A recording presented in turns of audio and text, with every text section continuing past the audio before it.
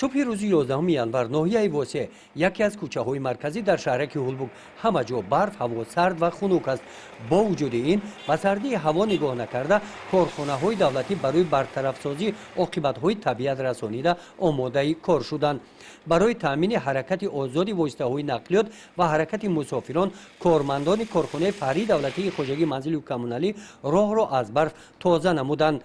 در این روز دو تکنیک سفربر کرده شده بر راه‌ها موادهای ضد لرزش پرتافتند. طبق اطلاع رهبریت کارخانه آنها معلومات آب و هواشناسان را به نوبت گرفته پیشکی آمادگی خود را دیده در این روز کارهای برطرف سازی حادثه طبیعی را متشکلانه انجام دادند.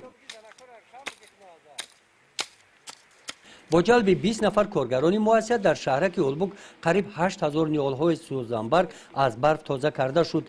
در این روز همراه با کارمندان کارخانه فری دولتی منزل و کمونالی کارگران مؤسسه دولتی تعمیر و نگهداری راهها در موضع بهارستان شهرها را از برف تازه کردند.